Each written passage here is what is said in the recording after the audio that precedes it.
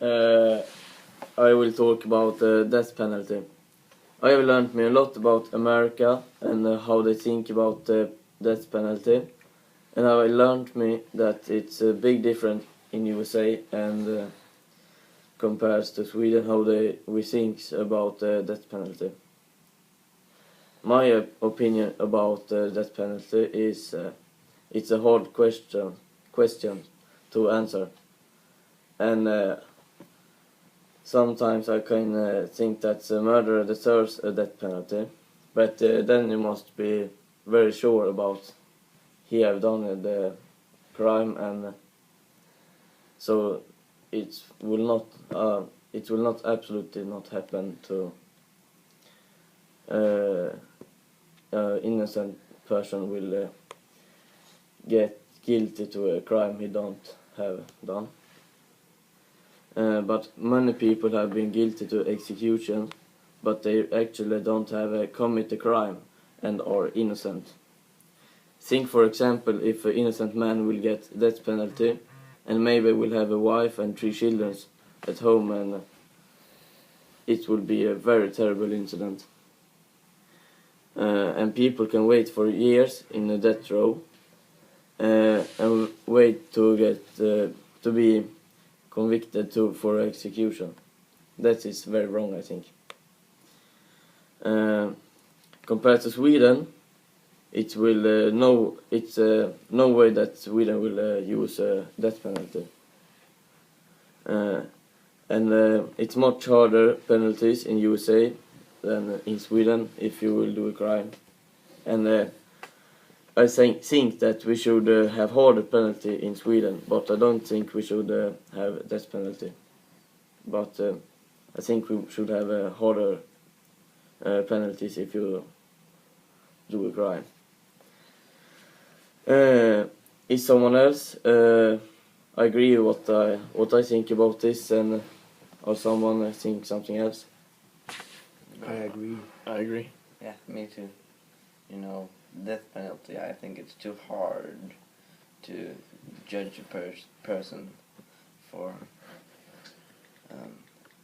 because maybe he's innocent and then he dies because of a crime he didn't commit. So Yes. And there's always a small chance that he is innocent, yeah, no matter what the evidence is. Yes. It's a big thing to take other man's life, yeah, to take a life. and that's the easy way out, isn't it? To be, to kill someone. Yes. If you have done a crime, it's harder to sit in a In a jail. Yes, in Yeah. jail for many years, Yes. then just get killed, and it's Yeah, over of a minute. Yes. completely. Daniel, what do you have to talk about? I am going to talk about the Jefferson Memorial that was built in 1939 in a park called West Potomac Park in Washington, D.C. And it was built as a memory building for Thomas Jefferson. Jefferson was the 3rd president of the United States. And the building was finished in 1943. And in 1947 they put in a bronze statue that is going to look like Thomas Jefferson. It's, yeah, you understand. And the building is 18 arches, and it has a look that reminds me of the Greeks buildings, you know, with the poles, pillar that going outside The house. Yes. Do you know what I mean? Yeah. Yes, I understand. Good. And the architect of this building is John Russell Pope, and Eggers and Higgins. And the person who made the Jefferson statue is called Rudolph Evans. Do you have any questions? Why did they build the Jefferson Memorial? They built it as a memory building for Thomas Jefferson. Okay. What did he do? He did a lot of good things. And he was a president. Okay, I understand. Who was the man Rudolph Evans? I never heard about him. Rudolph Evans. He was the man who built the Jefferson statue that is standing in the middle of the building. Oh, that's interesting. Yes, very interesting. Yeah. I'm done. Okay. You My were- turn. I'm going to talk about one of the USA's biggest problems, gun violence. In 2009, 11,500 people died from gun violence, like homicides, suicides, and stuff like that. And that's a large number of people. And if you compare that to Sweden, we had in 2009 22 people. So that's about 11,480 people in difference. Like, yeah. And now there's a large difference in the population between USA and Sweden. So I started counting, and I took Sweden's population and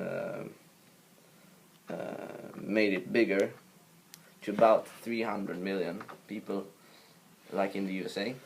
And then I got that 660 people would be killed in 1 year by gun violence. So it's still a big difference between the two countries. And then I took,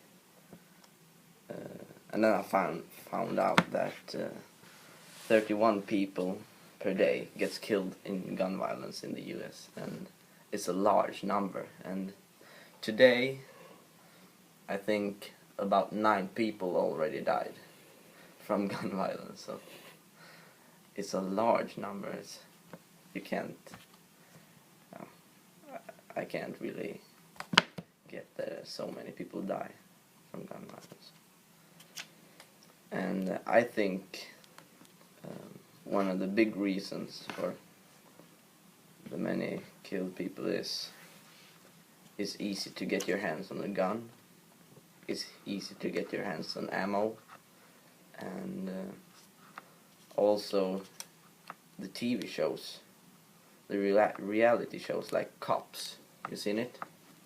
Yes. It's Yes. very I don't know how to say it, but perhaps objectified as every people seem dangerous and everyone gets scared, so everyone gets guns so they can protect themselves, but instead they end up shooting each other. So it's like a dark circle or something like that. What do you think, Christian, is the reason for the high homicides? Well, I think the people of the USA are very surrounded by violence, and as you said, the propaganda that the media in the US spreads around is based on scaring people. Yeah. So I think that's at least a big part in why. Yeah, and also the propaganda is like black people are dangerous. That's the motto for them, and that's so wrong because. I think if you do a bit of math on it, I think the majority of all the crimes that are committed in the US aren't committed by black people, they No. are by white people. No, absolutely. What do you think? I think the big problem is it's so easy to get a gun. It's too easy, and if you want to get a gun, you will get a gun. Yeah. It's no problem. But also in Canada, the neighbor to USA, it's very easy to get a gun there too, but they only have 173 person killed a year by gun violence. So that's, but I think that the number is so low because they're not scared of each other. In Yes. Canada, it's more like in Sweden. We like each other, and we're like, oh hey. They have We're respect friends. for each other. Yeah, absolutely. They don't lock their doors. Exactly. People need to get more respect for each other. Yeah, I think so too. What do you think, Daniel? I agree with all of you. It's correct what you're saying. It's too easy to get your hand on a gun and ammunition. Yeah, that's me.